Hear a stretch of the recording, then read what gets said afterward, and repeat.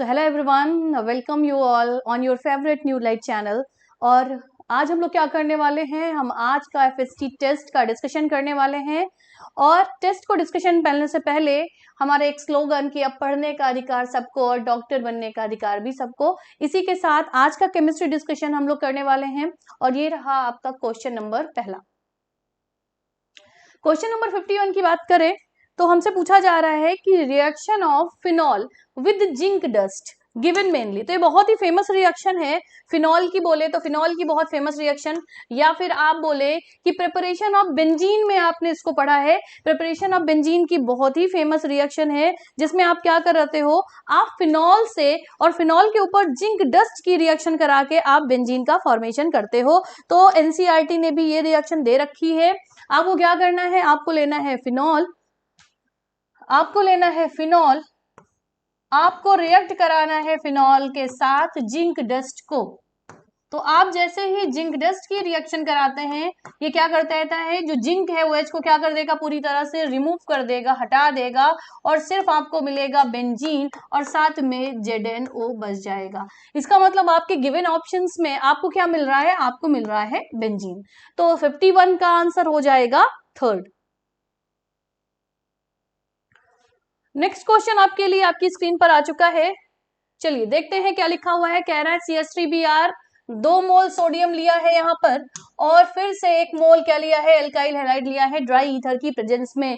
तो बहुत ही प्यारी सी रिएक्शन आपके सामने लिखी है, दैट इज वुड्स रिएक्शन। सभी बच्चों को पता है कि हम किसके बारे में बात कर रहे हैं, 2 मोल एल्काइल हैलाइड सोडियम के साथ in presence of dry ether. इसका मतलब है यहाँ पर इस रिएक्शन का नाम बोले तो ये हो गई वुड्स रिएक्शन। और वुड्स रिएक्शन से हम क्या बनाते हैं, सिमेट्रिकल एल्केन बनाते हैं। हमने क्या लिया, 2 मोल यहाँ पर एल्काइल हैलाइड लिखा है, ये क्या निकल जाएगा, 2 मोल NaBr निकल जाएगा। और क्या मिल जाएगा, 2 लिखा है तो 2 मोल जिसकी बात की जा रही है दैट इज NaBr, और कपलिंग रिएक्शन हो जाएगी और आपको मिल जाएगा आपका सिमेट्रिकल एल्केन, 2 कार्बन का एल्केन, मतलब कि इथेन। तो एक में बना है आपका C2H6 और दूसरा बना है NaBr, देखिए ये कहां पर कॉम्बिनेशन दिया गया है, C2H6 और NaBr। Third will be the answer, right. Next question फिर से आपकी स्क्रीन पर देखिए, the stability of 2,3 dimethyl but 2ईन। चलो स्ट्रक्चर बना लेते हैं। सबसे पहले क्या करें, स्ट्रक्चर बना ले, फिर देखें कि स्टेबिलिटी पे हम कैसे क्या कर सकते हैं। तो सबसे पहले क्या दिया गया है, ब्यूट 2ईन, मतलब कि 1 2 3 4, और सेकंड पे लगा है ब्यूट 2,3, मतलब कि यहाँ पर भी एक एक कार्बन लगा हुआ है।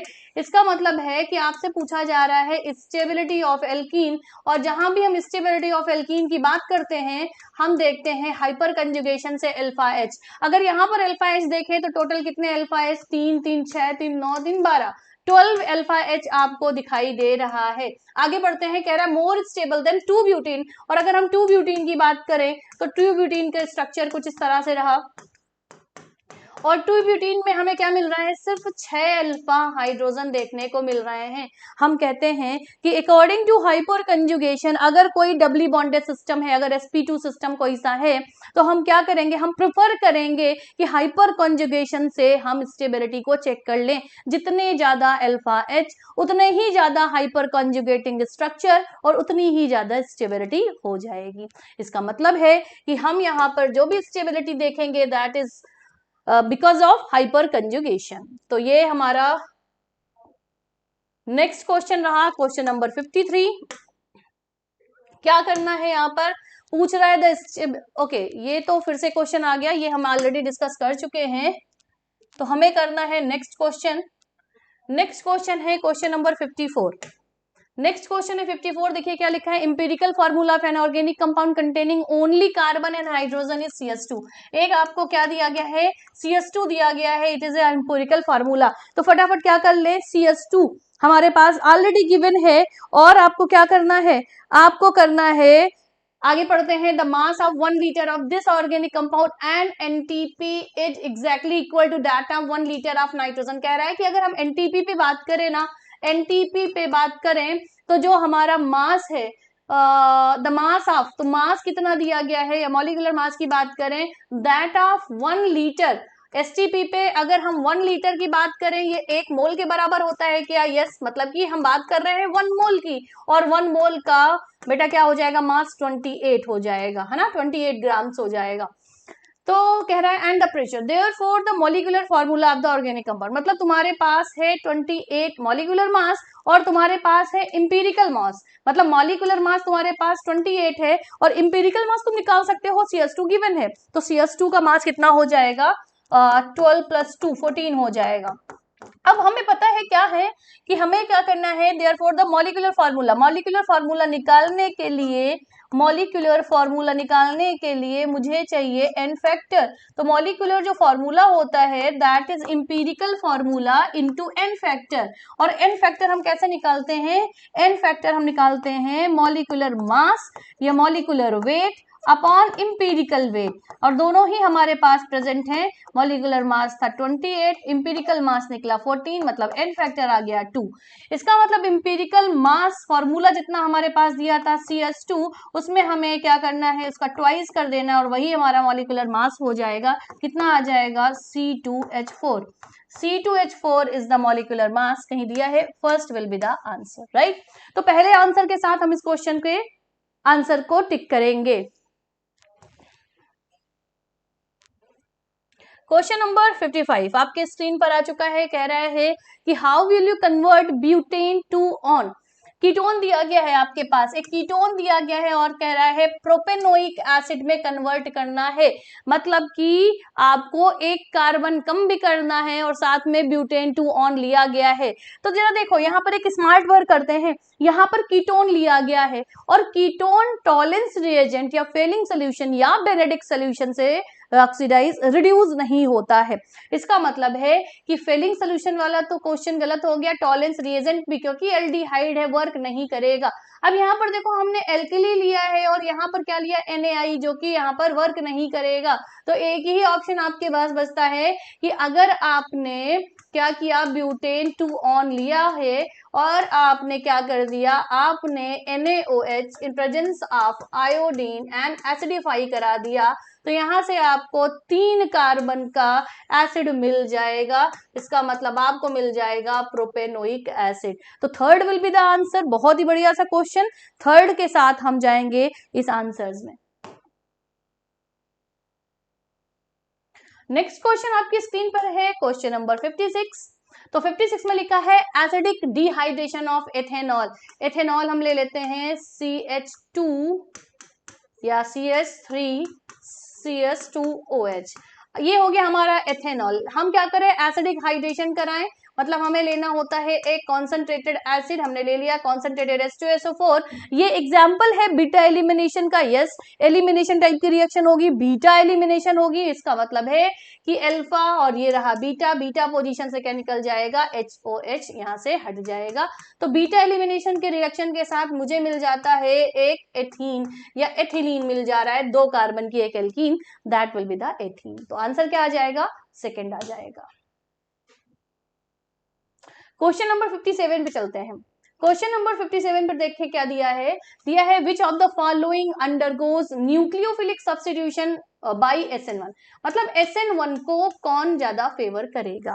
तो हम कहते हैं कि SN1 कार्बोकेटायन एक इंटरमीडिएट बनता है।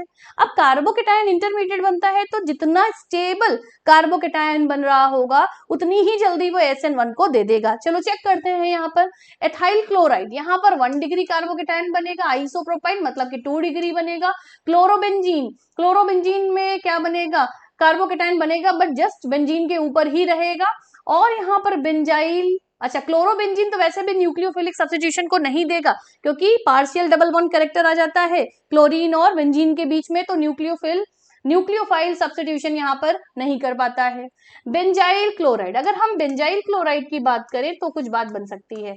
बेंजाइल क्लोराइड हमारा ये स्ट्रक्चर रहा, यहाँ पर ये बेंजाइल क्लोराइड हमारा ये स्ट्रक्चर रहा। अगर क्लोरीन निकल गया तो देखो क्या बेंजाइल कार्बोकेटायन बन सकता है?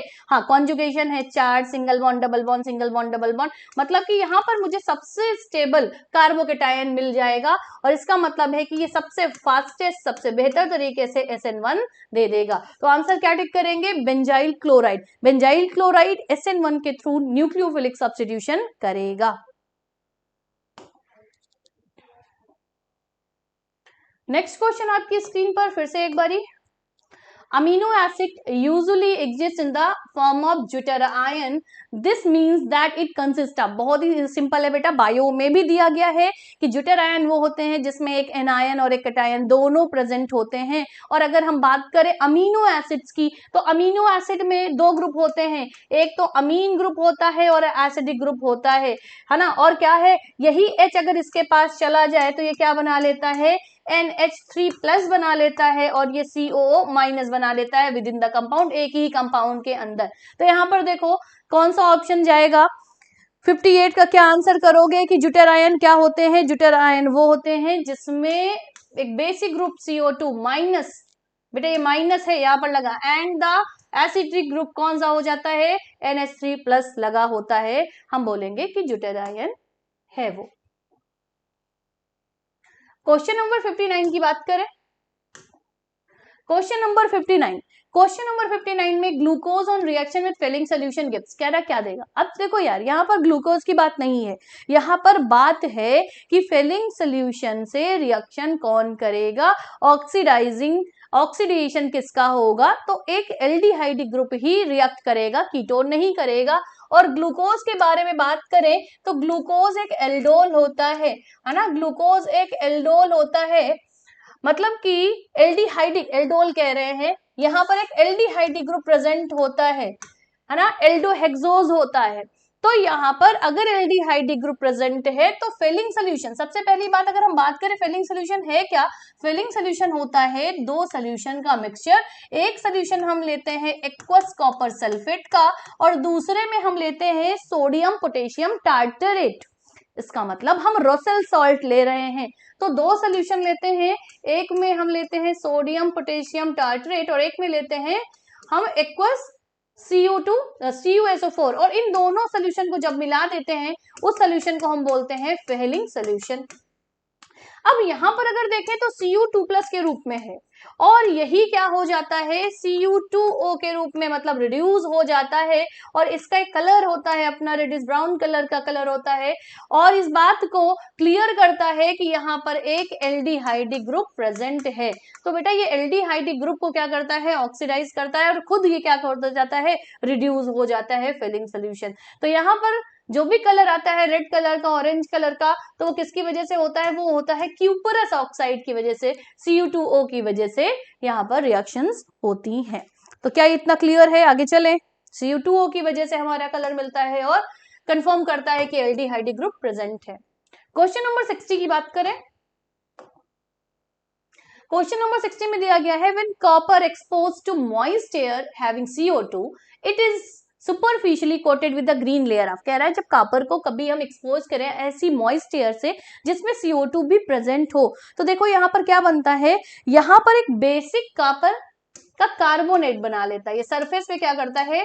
बेसिक कॉपर कार्बोनेट का फॉर्मेशन करता है जो कि ग्रीन कलर का दिखता है, बेसिक कॉपर कार्बोनेट। अगर हम फॉर्मूले की बात करें तो कॉपर कार्बोनेट तो है ही, साथ में कॉपर का एक हाइड्रोक्साइड भी होता है, तो इसकी लेयर बनती है जो कि ग्रीन कलर की होती है, ग्रीन कलर की अपीयर होती है। तो कहां दिया गया है? Second will be the answer. Question number 61 पे देखिए क्या दिया गया है। कोऑर्डिनेशन केमिस्ट्री से हमारा क्वेश्चन लिया गया है और तुमसे पूछा जा रहा है the correct order of energy of absorption in the visible region for the complex. यहाँ पर आपको कुछ कॉम्प्लेक्स दिए गए हैं जिनमें लिगेंड्स दिए गया है NO2, CN और H2O। तो अब भाई बात करें कि अगर तुमसे एनर्जी पूछी जा रही है CF crystal field splitting energy, CFSC पूछी जा रही है, तो भैया जिसमें जितना ज्यादा SFL होगा उतनी ही ज्यादा CFSC होगी और वही हमारा ऑर्डर होगा। तो देखो यहाँ पर सबसे ज्यादा एक स्ट्रॉन्ग लिगेंड कौन सा है? Cn वाला है, Cn minus is a most strong ligand over here, जितना प्रेजेंट है उसमें सबसे स्ट्रॉन्ग है। उसके बाद NO2 माइनस, और सबसे लीस्ट हो जाएगा वाटर, राइट, सबसे लीस्ट हो जाएगा वाटर का लिगेंड। तो अब देख लो कि क्या यहाँ पर तुम्हारे पास दिया गया है, जिसमें Cn लगा होगा वो सबसे ज्यादा स्टेबल हो जाएगा, सबसे ज्यादा हो जाएगा। तो देखो यहाँ पर रिएक्शन देखो, सेकेंड वाला कहां पर है, second, first and third, yes, second वाला ऑप्शन आ जाएगा, जिसमें Cn लगा है वो सबसे ज्यादा, देन NO2 वाला, और फिर थर्ड वाले में लगा है वाटर। तो आंसर आ जाएगा आपका सेकेंड वन।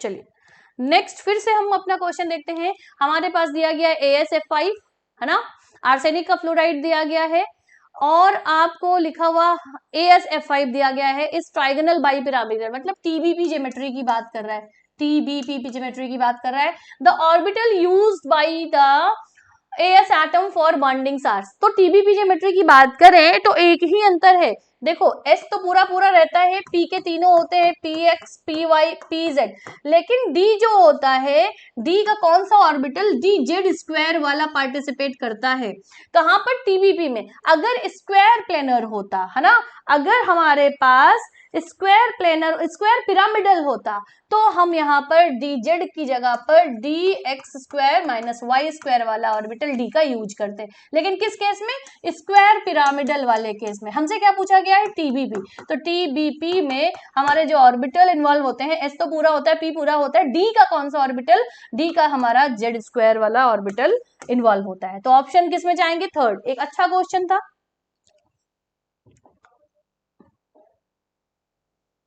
नेक्स्ट क्वेश्चन फिर से आपकी स्क्रीन पे, the total number of atomic orbital in fourth energy level. बोला जा रहा है कि फोर्थ एनर्जी लेवल मतलब कि हम 4 की बात करें, n इज इक्वल टू कितना दिया गया, 4। तो देखो बहुत ही आराम से ऑर्बिटल पूछा गया है। अब यार जब हम फोर्थ का कॉन्फ़िगरेशन करते हैं तो 4 में तो s ऑर्बिटल भी आता है, 4 में p ऑर्बिटल भी आ सकता है, 4 में d भी आता है, और 4 में f भी आता है। क्यों, क्योंकि यहाँ पर हम देखेंगे ना कौन कौन से सबसेल आ सकते हैं, तो चारों आ सकते हैं। अब s में कितने ऑर्बिटल होते हैं, ऑर्बिटल की बात की ना कि सबसेल की, 1। p में 3 खाने होते हैं, 3 ऑर्बिटल, यहाँ पर 5 ऑर्बिटल, और यहाँ पर 7 ऑर्बिटल होते हैं। मतलब आपको simple simple magnetic quantum number निकालनी है अगर आपको ऑर्बिटल्स के बारे में जानना है। तो कितने हो गए टोटल, 7 3 10 11 6 16, 16 ऑर्बिटल्स हो गए टोटल। तो बहुत ही सिंपल क्वेश्चन था, सिर्फ हो सकता है बच्चा कंफ्यूज हो कि किस तरह से हम इस क्वेश्चन की स्टार्टिंग करें, कैसे हम लगाना इसको शुरू करें। तो कुछ नहीं करना है, फोर्थ एनर्जी लेवल दिया गया है, और फोर्थ एनर्जी लेवल का मतलब है आप कॉन्फ़िगरेशन करके देख लो। अगर आपको ये नहीं आता है तो सीधा सीधा आपको n दिया है, पहले आप n लिखा लो, 0 1 2 3 हो सकता है, 1 का मतलब हो गया S P D F, और उसके बाद इन सभी के लिए m मतलब मैग्नेटिक क्वांटम नंबर कैलकुलेट करो। तो वो बहुत लंबा प्रोसेस हो जाएगा, हर बच्चे को पता है कॉन्फ़िगरेशन। फटाफट 4 में देखो कि कौन से ऑर्बिटल, कौन से सबसेल तक कॉन्फ़िगरेशन हम कर सकते हैं। तो ये बहुत ही आसान तरीका हो जाएगा, थोड़े ही समय में क्वेश्चन सॉल्व हो जाएगा। क्वेश्चन नंबर 64 की बात करें तो क्वेश्चन नंबर 64 में देखो, क्वेश्चन नंबर 64 में यहाँ पर क्या दिया गया है, एक रिएक्शन दी गई है, ध्यान से देखो, और यहाँ पर कहा गया delta H is less than 0। इसका मतलब सीधा है कि डेल्टा H है नेगेटिव, और जब किसी भी रिएक्शन के लिए डेल्टा H नेगेटिव हो तो हम कहते हैं कि वो एक्सोथर्मिक रिएक्शन है। तो एक्सोथर्मिक रिएक्शन यहाँ पर हमने ये डिटेक्ट किया, चलो ठीक है। यहाँ पर टेम्परेचर और प्रेशर के बारे में बात कर रहा है। अब एक्सोथर्मिक जो हमारी रिएक्शन है, अगर हमें उसको फॉरवर्ड डायरेक्शन में प्रोसीड कराना, कह रहे हैं ना कि प्रोडक्ट की तरफ बनाना है, अगर फॉरवर्ड डायरेक्शन में चाहिए तो हमें टेम्परेचर को कम रखना पड़ेगा, लो रखना पड़ेगा। अब जरा हम प्रेशर की बात करें, प्रेशर की जब बात करेंगे, प्रेशर अगर हम बढ़ा दें तो प्रेशर बढ़ाने पर रिएक्शन उधर की ओर जाती है जिधर लेसर नंबर ऑफ मोल्स होते हैं, गैसियस मोल जहां कम होते हैं उधर की ओर हमारी इक्विलिब्रियम शिफ्ट होती है। तो यहाँ पर अगर हम प्रेशर बढ़ाते हैं तो इधर 1 to 2 मोल है, उधर 1 मोल, तो रिएक्शन किधर जाएगी, ऑफ कोर्स फॉरवर्ड जाएगी। इसका मतलब मुझे क्या चाहिए, इस रिएक्शन में अगर मुझे प्रोडक्ट बनाना है, अगर मुझे X2 बनाना है ज्यादा से ज्यादा, तो मुझे जो फेवरेबल कंडीशन दिख रही है that is low temperature and high pressure. Low temperature रखोगे और प्रेशर को हाई रखोगे तो डेफिनेटली तुम्हारा प्रोडक्ट अच्छे अमाउंट में मिलेगा तुम्हें, ठीक है। नेक्स्ट क्वेश्चन पे चलते हैं बच्चा। क्वेश्चन नंबर 65 बहुत ही आसान सा क्वेश्चन है। यहां पर क्या करना है, in which of the following pairs of species both the metals are in its maximum oxidation state. Maximum oxidation state में पूछ रहा है, फटाफट यहां पर देखो, मुझे दिख रहा है कि क्रोमियम का क्लोराइड लिया गया है, क्रोमिल क्लोराइड लिया गया है, CrO2 Cl2, यहाँ पर क्रोमियम कैसा है, +6 में है, तो क्रोमियम तो अपनी मैक्सिमम ऑक्सीडेशन स्टेट में है। MnO4 माइनस, तो यहाँ पर +7, यार मुझे पहला ही ऑप्शन मिल गया। यहाँ पर क्रोमियम जानते हो, क्रोमियम की हाईएस्ट ऑक्सीडेशन स्टेट होती है +6 जो कि यहाँ पर है, और मैग्नीज की होती है +7, वो भी यहाँ पर प्रेजेंट है। इसका मतलब दोनों ही कंपाउंड जो पहले पेयर में दिए गए हैं वो अपनी मैक्सिमम ऑक्सीडेशन स्टेट में प्रेजेंट है। तो यहाँ पर कुछ भी मुझे ज्यादा नहीं करना है, राइट। क्वेश्चन नंबर 66 पे चलते हैं। आपसे पूछा गया है कि आप कैटेनेशन पावर का ऑर्डर बताएंगे, वो भी कहां पर, कार्बन फैमिली में। तो कार्बन फैमिली में सबसे ज्यादा तो होती है कार्बन की, उसके बाद सिलिकॉन की, और उसके बाद होती है जर्मेनियम की। तो कार्बन की सबसे ज्यादा, यार यहाँ पर तो गलत हो गया ना, तीनों तो अपने आप में गलत हैं। इवन हम बात करें पूरी कार्बन फैमिली ही नहीं है, अगर हम पूरी पीरियोडिक टेबल की बात करें तो सबसे ज्यादा कैटेनेशन प्रॉपर्टी कार्बन रखता है, और इन तीनों ऑप्शन में कार्बन या तो कम दिखाया गया या तो सिलिकॉन के बराबर दिखाया गया। तो किस ऑप्शन के साथ जाएंगे, fourth will be the answer without any doubt. Question number 67 क्या कह रहा है, आपसे पूछा जा रहा है the point defect which lowers the density of material. कह रहा है कि ऐसा कौन सा डिफेक्ट है जिसकी वजह से डेंसिटी पे कुछ प्रभाव आता है, तो दैट इज शॉर्टकी इफेक्ट, क्योंकि पूरा पूरा वहां पे आयंस बाहर आ जाता है, इसलिए डेंसिटी को अल्टर करता है। तो शॉर्टकी डिफेक्ट के थ्रू हम क्या कहते हैं कि डेंसिटी को अल्टर करता है, जबकि फ्रैंकलिन वहीं पर प्रेजेंट रहता है, लैटिस में ही रहता है, इसलिए डेंसिटी पर कोई इफेक्ट नहीं करता है, तो शॉर्टकी डिफेक्ट। क्वेश्चन नंबर 68 कह रहा है the rate constant of the reaction at temperature 200 kelvin is 10 times less than the rate constant at 400 Kelvin. What is the activation energy of the reaction? यहाँ पर थोड़ी सी कैलकुलेशन आपको दिखने वाली है, परेशान नहीं होइएगा, कैलकुलेशन हम लोग करने जा रहे हैं, राइट। सुनो, मुझे क्या दिया गया है, मुझे दिया गया है T1 दैट इज 200 केल्विन, ठीक, और यहाँ पर हम रेट मान लेते हैं, K1 को हम मान लेते हैं कि हमने K ले लिया, कोई सा रेट कांस्टेंट हमारे पास K रहा होगा। फिर क्या बोल रहा है कि जो हमने T2 लिया है, T2 है टेम्परेचर 400 केल्विन, और यहाँ पर 10 टाइम्स हो गया है K के, है ना, तो 10K हो गया, जो हमारा K2 आया दैट इज 10K। कह रहा है कि 10 गुना less than the rate constant, कह रहा है 10 गुना कम है ना, जरा ध्यान देना, 10K हमने मान लिया। अब हम यहाँ पर जानते हैं कि लॉग टेम्परेचर कितना हमारे पास है, टेम्परेचर देखो सबसे पहले, तो लॉग कांस्टेंट हमने K1 अपॉन K2 रखना है, तो क्या रख सकते हैं 10K K2 upon K1, 10K upon K is equals to activation energy का relation EA upon 2.303, right, R, और T में हम फिर से यहाँ पर हमारे पास है T2 minus T1 upon T1 into T2। क्या करना है तुम्हें, सिर्फ और सिर्फ सॉल्व करना है, यहां से EA की वैल्यू निकालनी है, और जब यहां पर EA की वैल्यू निकालोगे सॉल्व करके, तो EA की वैल्यू तुम्हें मिल जाएगी 921.2। R की वैल्यू मत रखना, यहाँ पर R के साथ ही आंसर दिया गया है, ठीक, तो ये वैल्यू आ जाएगी, आंसर मिल गया है आपको दैट इज सेकंड। देखो आंसर में सिर्फ कैलकुलेशन है इस क्वेश्चन में, बाकी सिर्फ जैसा कहता जा रहा है वैसा आपको रखते जाना है। अगेन एटॉमिक स्ट्रक्चर से क्वेश्चन आया, कह रहा है विच of the following arrangement set of quantum number is not possible for the 3p। तो 3 है, 3p है, इसका मतलब n तो हमेशा फिक्स्ड है होगा 3, और l भी हमेशा फिक्स्ड है होगा 1, तो ये तो फिक्स्ड है ना, जो बताया गया। अब अगर हम m की बात करें तो 1 के लिए हम -1 भी ले सकते हैं, 0 भी ले सकते हैं, और +1 भी ले सकते हैं, इसके अलावा कुछ है तो गलत हो जाएगा। चलो चेक करते हैं, हमारे पास है n = l = 1, m = -1, बिल्कुल सही है, 3 1, l है कितना 1 एंड 0, ये भी सही है, 3 1 2 यार 2 नहीं हो सकता। देखो n की वैल्यू क्या 2 दी गई है, नहीं दी गई है, इसका मतलब मुझे मिल चुका है इनकरेक्ट सेट। और यहाँ पर देखो 3 1 -1 और ये माइनस हाफ प्लस हाफ कुछ भी हो सकता है, ये भी सही है। इसका मतलब हमारे पास आंसर आ गया थर्ड। नेक्स्ट क्वेश्चन चलते हैं क्वेश्चन नंबर 70। देखते हैं क्वेश्चन नंबर 70 में क्या पूछा गया। What are Q, W and E मतलब delta E if a gas absorb 200 joule of heat and expand from 10 to 20 liter at 27 degree C against a pressure of 1 atm। तो यहां से आपको रिवर्स क्वेश्चन पूछा जा रहा है, यहां से आपको रिवर्स क्वेश्चन पूछा जा रहा है जिसमें आपको बताया गया है Q कितना है 200 जूल है, प्लस का एब्जॉर्ब कर रहा है, तो प्लस का 200 जूल है। और हमें पता है कि W क्या होता है Q इंटू डेल्टा V होता है ना, अरे P into delta V, work done कितना P इंटू डेल्टा V होता है। अब यहां पर क्या करेंगे, हम रख के देखेंगे, यहां पर हम सब चीजें क्या करेंगे, रख के देखेंगे कि कौन सी वैल्यू रखें कि 200 हमारा,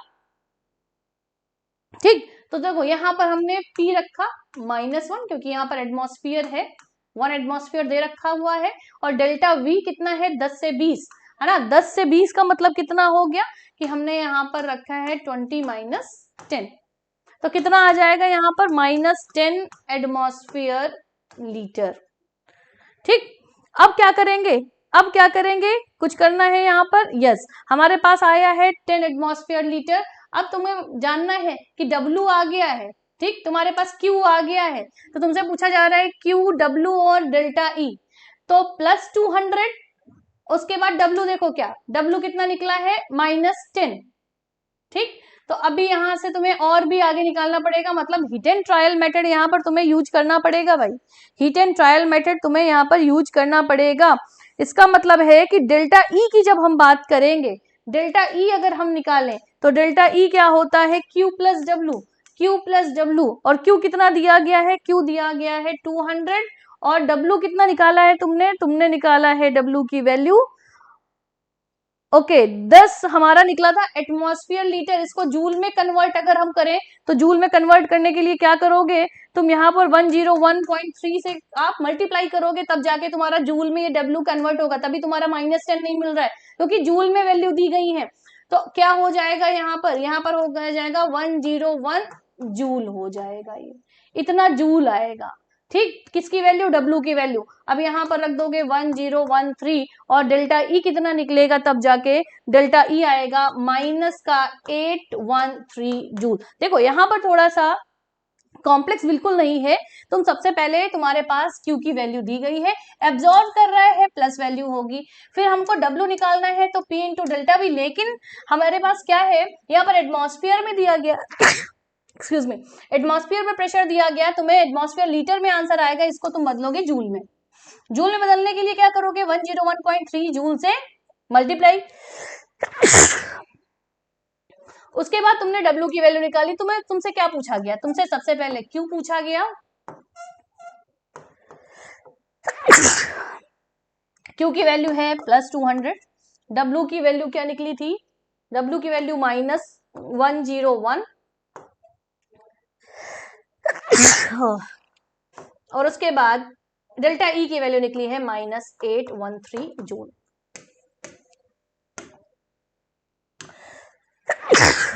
excuse me. Next question, question number 71 on your screen. तुमसे पूछा जा रहा है the EMF of the cell involving the following changes. Molar masses दिए गए हैं 2 मोल दोनों ही तरफ, is 0.150 volt the standard EMF of the cell. आपसे E0 पूछा जा रहा है, सेल का E0 आपसे पूछा जा रहा है, तो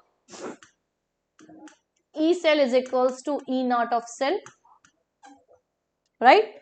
फॉर्मूला पुट करेंगे plus 0.059 upon 2 log molar concentration. देखो दोनों ही तरफ 2/2 लिख सकते हैं क्योंकि दोनों में ही मोलर कंसंट्रेशन कितना है 2 आ रहा है और चेंज कितना आ रहा है 2 का आ रहा है, तो n फैक्टर हमने 2 रख दिया। कुछ करना है यहाँ पर, सिर्फ वैल्यू पुट करनी है। देखो क्या क्या दिया गया है, तो मैं ई नॉट ऑफ सेल दिया गया है, ई सेल दिया गया है 0.5105 वोल्ट। आपको ई नॉट सेल कैलकुलेट करना है। बाकी तुम्हारे पास ये 2/2 ये 1 हो जाएगा, राइट, ये क्या आ जाएगा, ये 1 आ जाएगा। सिर्फ तुम्हें क्या करना है, पुट करना है चीजों को log 1। इसको जब कैलकुलेट करेंगे और ई नॉट सेल की वैल्यू निकालेंगे, ई नॉट ऑफ सेल की वैल्यू निकालेंगे तो ये आ जाएगा 0.5105 वोल्ट। देखो कहाँ दिया गया है, मुझे लगता है कि ये दिया गया है 4th ऑप्शन में। तो यहाँ भी हम कैलकुलेशन नहीं कर रहे हैं, तुमको मैंने फॉर्मूला बताया है, तुम्हें करना है यहाँ पर कैलकुलेट।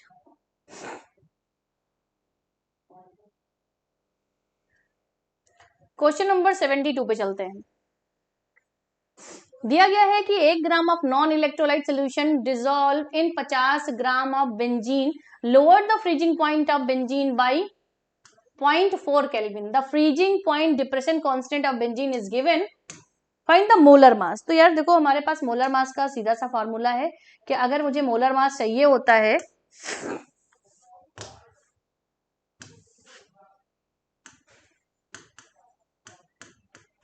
तो फॉर्मूला क्या होता है, KF इंटू W2 जितना भी हमारा मास दिया गया है बेंजीन का, into 1000 upon delta TF into W1। हमें क्या करना है, सिर्फ और सिर्फ इस फॉर्मूले पे सारी वैल्यू पुट करनी है एंड नथिंग एल्स, मुझे और कुछ नहीं करना है। तो देखो क्या दिया गया है, K2 की वैल्यू कितनी दी गई है, दैट इज कांस्टेंट 512। W2 कितना लिया गया है, 1 ग्राम नॉन इलेक्ट्रोलाइट, है ना, इंटू 1000। डेल्टा TF की वैल्यू दी गई है 0.40 केल्विन और वेट इसका दिया गया है 50 ग्राम। सिर्फ और सिर्फ कैलकुलेशन, जब आप यहां से कैलकुलेट करोगे तो आ जाएगा 256 ग्राम पर मोल। मास पूछा गया है, इसी फॉर्मूले पे आपको रखना है, तो second will be the answer. Next question बहुत ही आसान सा, थ्योरेटिकल बोल सकते हैं। The correct thermodynamic condition for the spontaneous reaction all temperature at all temperature. तो अगर हमें स्पॉन्टेनियस रिएक्शन करानी है तो हमारा जो डेल्टा H है वो नेगेटिव होना चाहिए और डेल्टा S एंट्रोपी कैसी होनी चाहिए, पॉजिटिव होनी चाहिए। इसका मतलब है 73 का आंसर किसके साथ जाएगा, सेकेंड ऑप्शन के साथ जाएगा। तो 73 is second option. Next, the value of Kc for the reaction. एक रिएक्शन दी गई जिसके लिए Kc की वैल्यू दी गई है, चलो ठीक है। At a given time the composition of reaction mixture is, अच्छा at a given time, equilibrium की बात नहीं कर रहा, इक्विलिब्रियम कंडीशन की बात नहीं कर रहा, कह रहा है किसी भी टाइम पर हमने देखा कि A की जो कंसंट्रेशन है वो B के बराबर है और B की बराबर है C के, और वो कंसंट्रेशन है कितनी, ये है 3 × 10⁴। Which direction the reaction will proceed, मतलब कि यहाँ पर हमें निकालना होगा QC, और QC की वैल्यू KC से अगर ज्यादा आई तो फॉरवर्ड डायरेक्शन, उल्टा कर दिया, QC की वैल्यू अगर KC से कम है,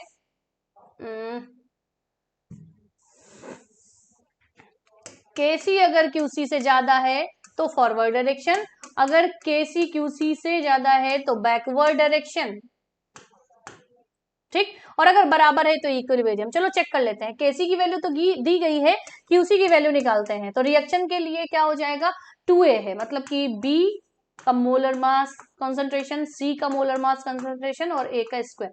यार देखो मोलर मास तो बराबर है तो सब कुछ कट पिट जाएगा ना, सिर्फ 1 बचेगा। तो Qc की वैल्यू आ रही है 1, मतलब QC की वैल्यू कितनी आ रही है 1 और KC की कितनी आ रही है 2 × 10⁻³ कम है, माइनस में है, -3, मतलब QC ज्यादा है और QC ज्यादा हो तो बैकवर्ड डायरेक्शन में जाएगी, इसका मतलब रिवर्स डायरेक्शन में ये रिएक्शन प्रोसीड कर जाएगी।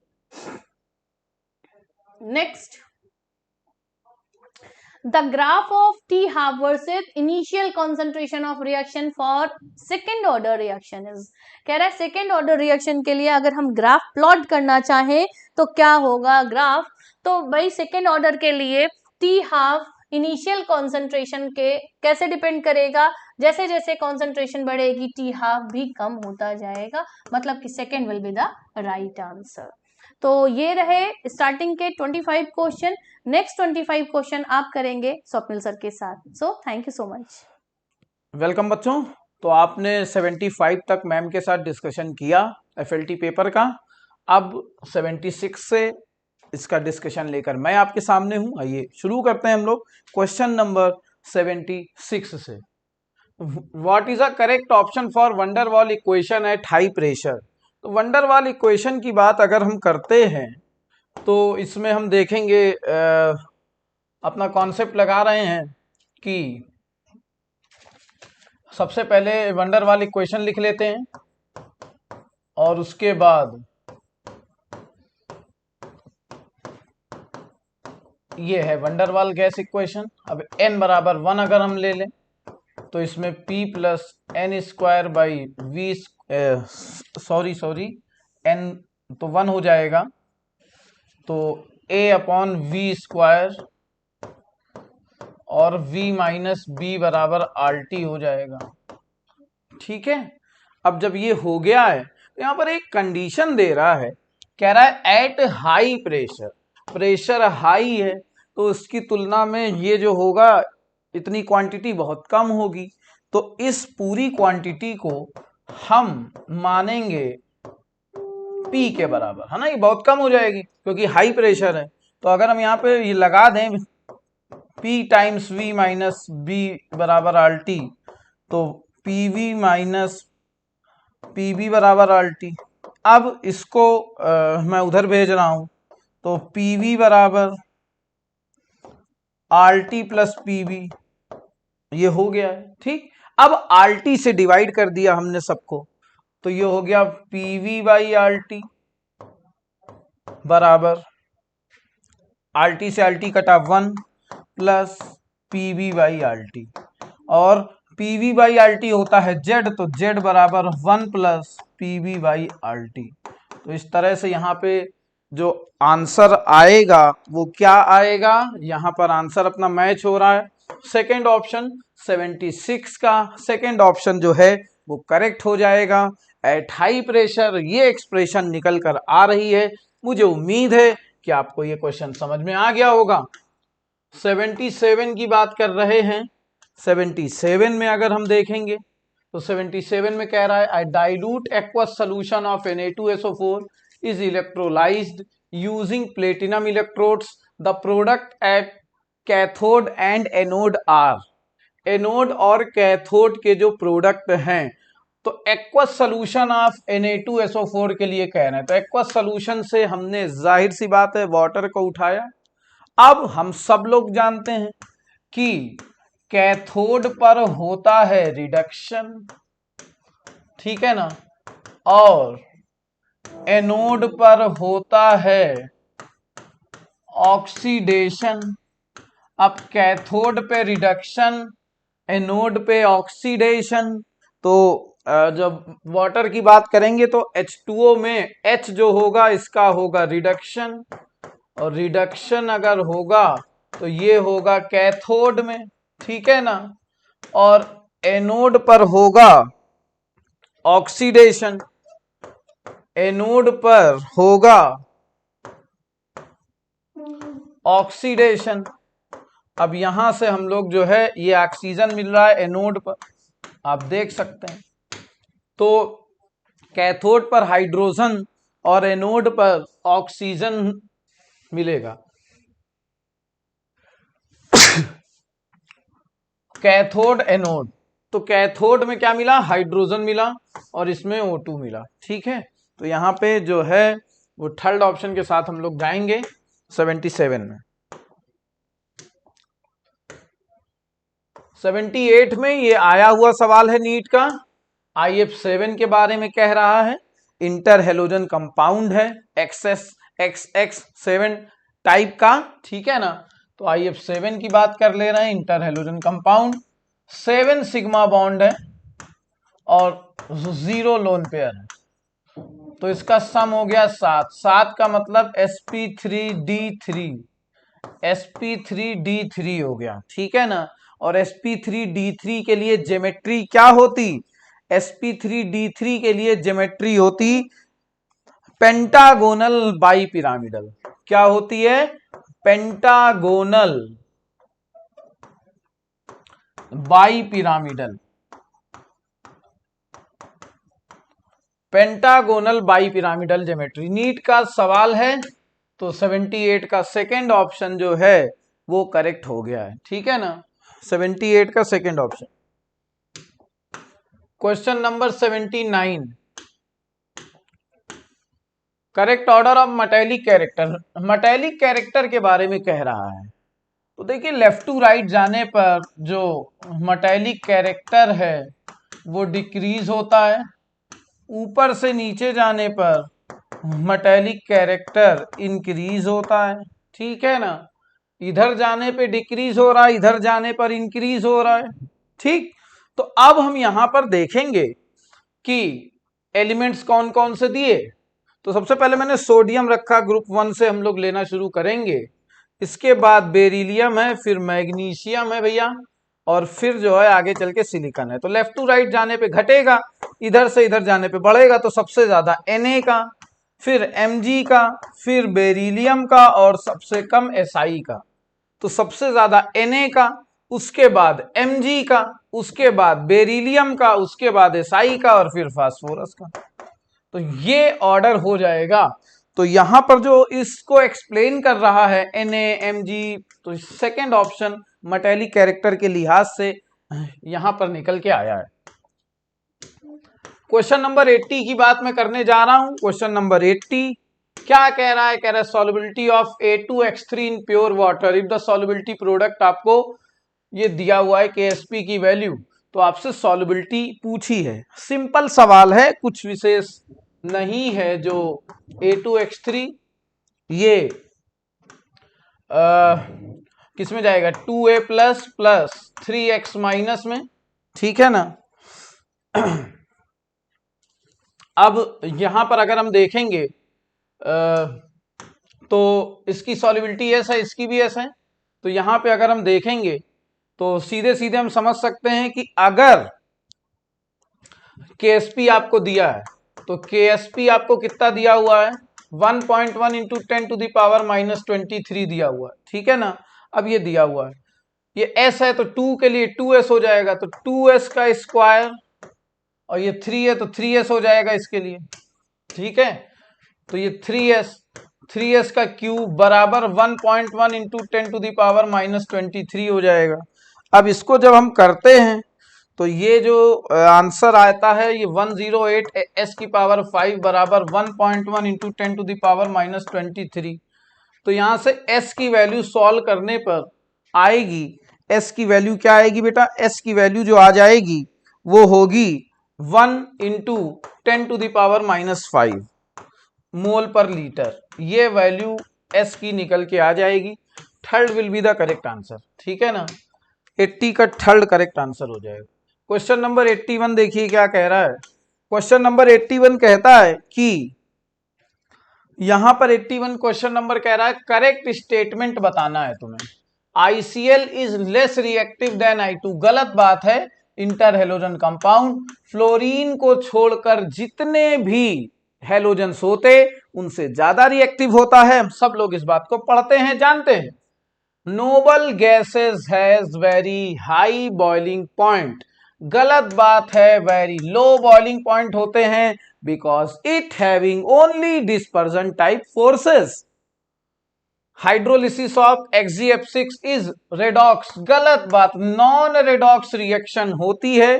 कंप्लीट हाइड्रोलिसिस होने पर XgO3 बनता, यहां पे भी +6 ऑक्सीडेशन स्टेट, XgO3 में भी Xg की ऑक्सीडेशन स्टेट +3 होती, +6 होती है। तो ऑक्सीडेशन स्टेट में चेंज नहीं हुआ तो रिएक्शन हो गई नॉन रेडॉक्स। तो अब बचा फोर्थ ऑप्शन, यही सही रहा होगा क्योंकि 3 तो गलत हो ही गए। PH3 has lower boiling point than ammonia, गलत बात, NH3 का बॉइलिंग पॉइंट ज्यादा होगा PH3 से, हाइड्रोजन बॉन्डिंग, ठीक। तो इस तरह से इसका जो यहाँ पे fourth option pH3 is lower boiling point, तो ये बात सही है ना, ये बात सही लिखी हुई है, लोअर बॉइलिंग पॉइंट है, अमोनिया का ज्यादा होता है, pH3 का कम होता है, यही बात लिखी हुई है, तो ये स्टेटमेंट सही हो गया। तो फोर्थ स्टेटमेंट, फोर्थ ऑप्शन 81 में। क्वेश्चन नंबर 82 में चल रहा हूं। 82 क्या कहता है? कहता है नॉट ट्रू फॉर हेलोजन्स, तो ऑल आर ऑक्सीडाइजिंग एजेंट्स, बिल्कुल सही, पीरियोडिक टेबल के राइट में है ये। Chlorine has highest electron gain enthalpy, बिल्कुल सही। All forms monobasic oxy acid, fluorine can show positive oxidation state, गलत बात, ऑलवेज निगेटिव, और वो भी -1, है ना। तो इसमें -1 जो होता है वो बनता है हमेशा, तो पॉजिटिव बनने का तो सवाल ही नहीं उठता। तो फोर्थ ऑप्शन जो है इनकरेक्ट है क्वेश्चन नंबर 82 में। आगे चलते, क्वेश्चन नंबर 83 को देख लीजिए। There is a decrease in radii of atom or ions as proceed from lanthanum to lutetium। देखो लैंथेनम से लेके ल्यूटेशियम तक जाते हैं 107 पिकोमीटर से 87 पिकोमीटर तक हो जाता है, तो ये डिक्रीज होता है, बात बिल्कुल सही है, ठीक है ना। अब यहां पर अगर हम देखेंगे तो as a result of lanthanide contraction the properties of 4D series of transition element have no similarities with the 5D।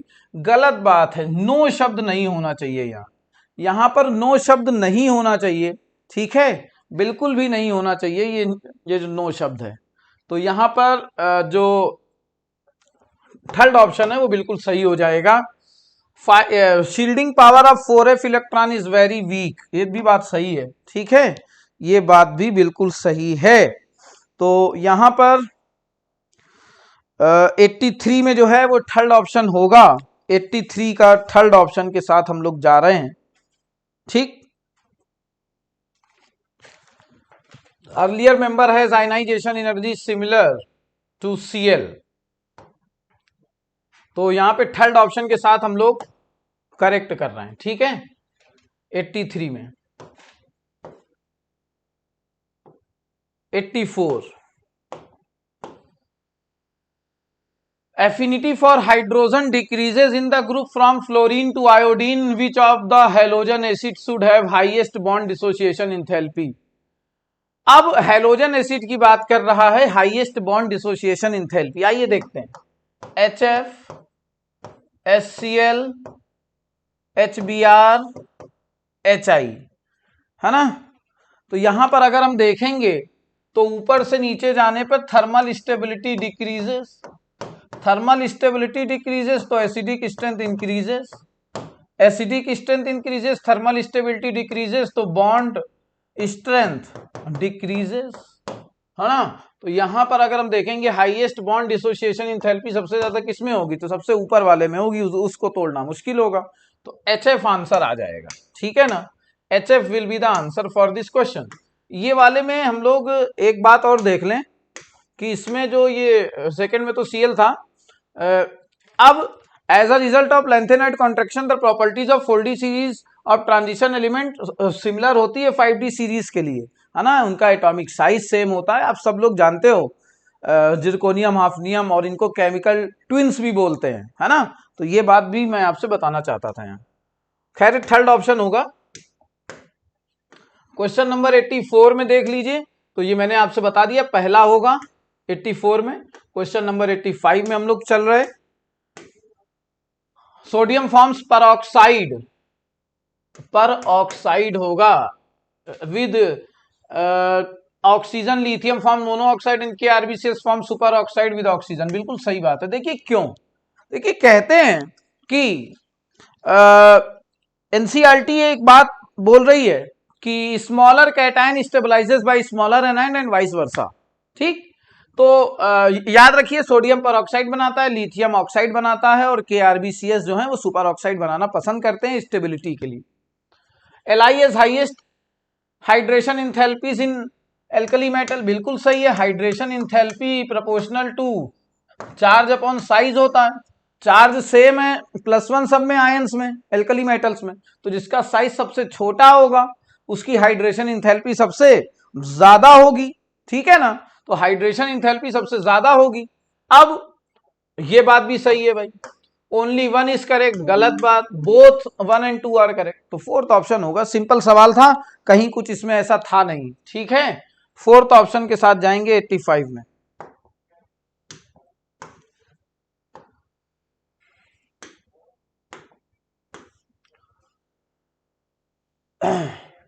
Incorrect बताना, alkali metals are strong reducing agent, बिल्कुल सही बात है। Alkali metal dissolve in liquid ammonia give deep blue solution which are conducting in nature, बिल्कुल सही बात है। NCERT की लाइंस हैं। KO2 इज डायामैग्नेटिक, बहुत गलत बात, KO2 पैरामैग्नेटिक होता है।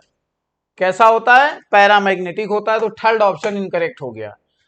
Na एंड के याद करो, मैंने ट्रिक बताई थी, नाक ये अबंडेंट होते हैं, मतलब Na के, है ना, ये अबंडेंट हैं, आपके सामने हैं।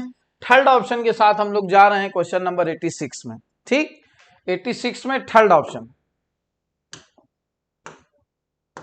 क्वेश्चन नंबर 87 देखिए क्या कहता है।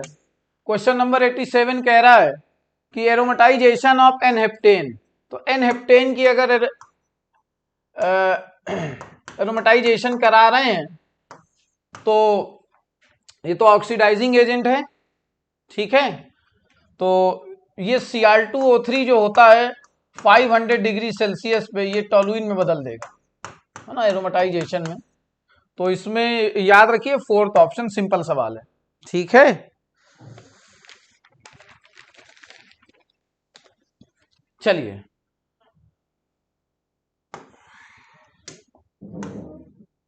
हेक्सेन होता तो बेंजीन बन जाती वहां, ठीक है। Bond length of carbon carbon in benzene structure, तो देखो बेंजीन रेजोनेंस के कारण इसको हम ऐसे भी बना सकते हैं, है ना।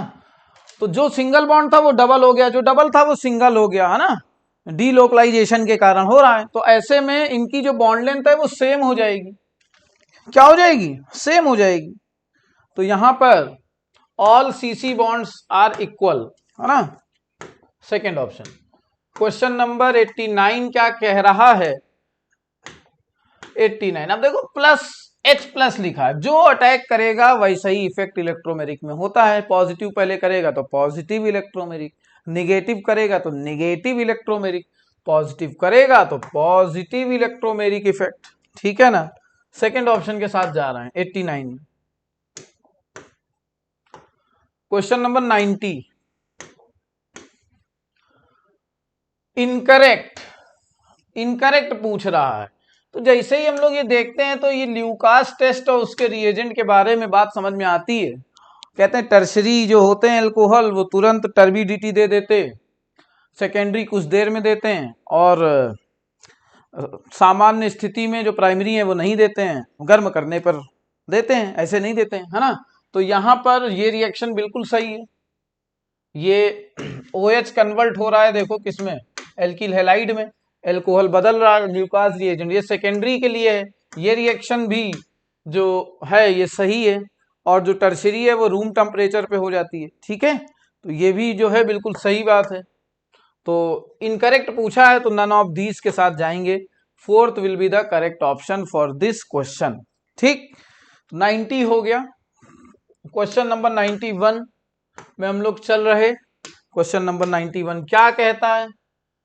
SN2 reaction, SN2 reaction faster कौन करता है? तो कहते क्या है, SN2 के लिए रिएक्टिविटी का ऑर्डर आप याद कर लीजिए, एल्काइल आयोडाइड, फिर एल्काइल ब्रोमाइड, फिर एल्काइल क्लोराइड, और फिर एल्काइल फ्लोराइड, ठीक। तो आप देख लीजिए इसमें आंसर कौन सा आ रहा है, उसी हिसाब से आंसर हो जाएगा। तो 91 का फोर्थ ऑप्शन आयोडाइड इसी में है, तो सबसे ज्यादा रिएक्टिविटी जो है इसी की हो जाएगी, फास्टर यही होगा। क्वेश्चन नंबर 92 क्या कह रहा है? सिंपल रिएक्शन है, जल्दी से, ये बहुत नेम्ड रिएक्शन आपने पढ़ी है, ठीक है ना। रोजेनमैन रिडक्शन है।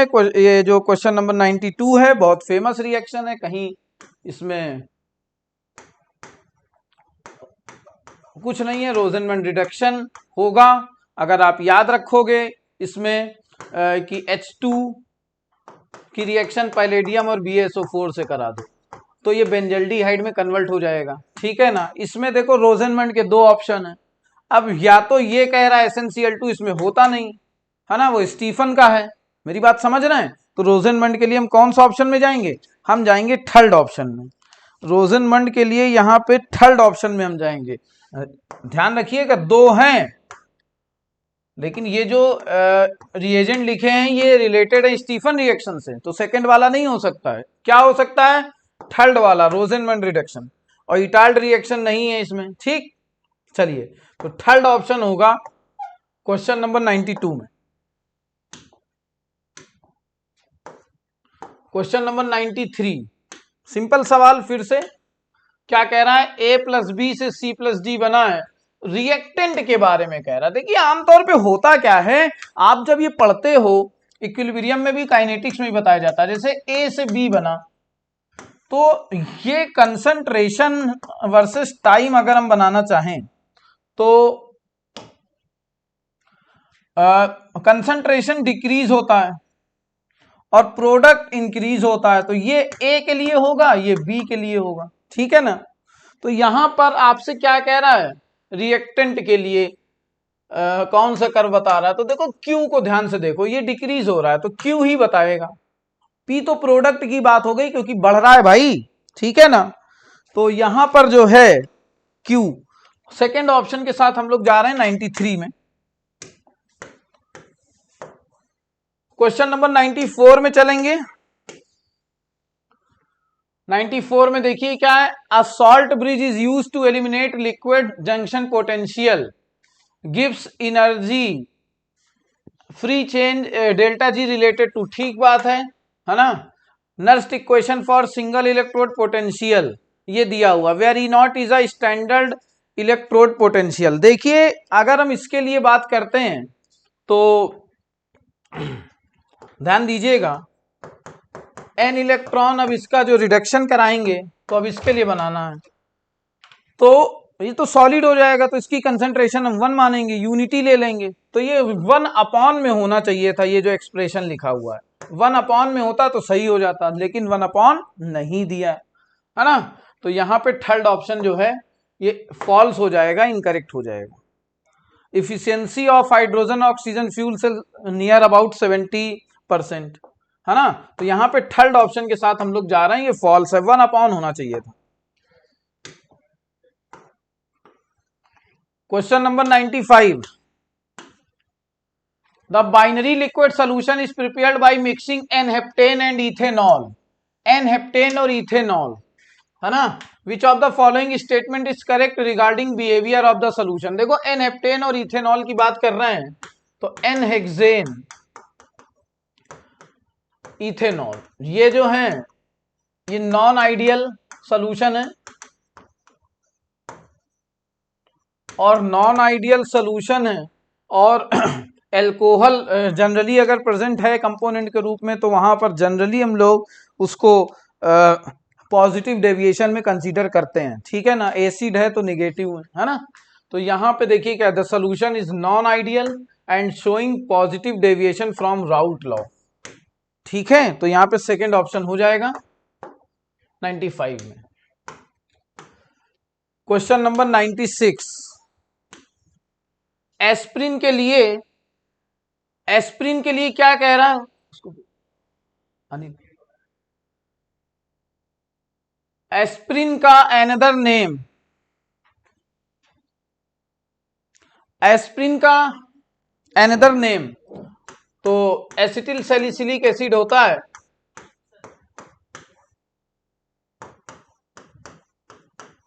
OCOCH3, ठीक है, acetyl salicylic acid.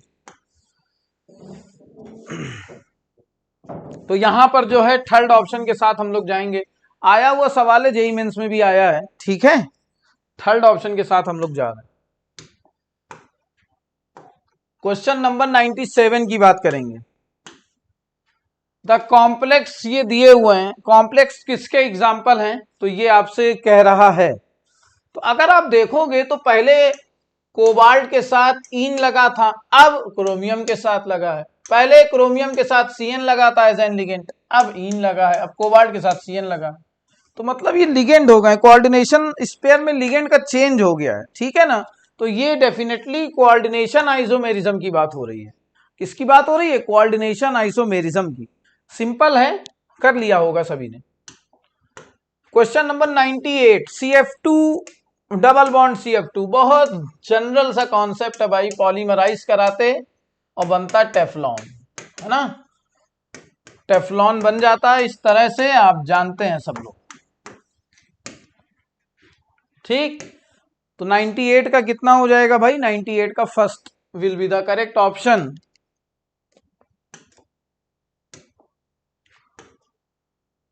Question number 99, boric acid is considered as weak acid, बिल्कुल सही बात है। डायमंड कोवैलेंट है, it has high melting point, सही बात है। ZSM is convert alcohol into gasoline, सही बात है। Halogens have low ionisation enthalpy, गलत बात है। Halogens have high ionisation enthalpy, क्योंकि ionisation enthalpy left to right जाने पर इंक्रीज होती, वेरी हाई होगी, ठीक है ना।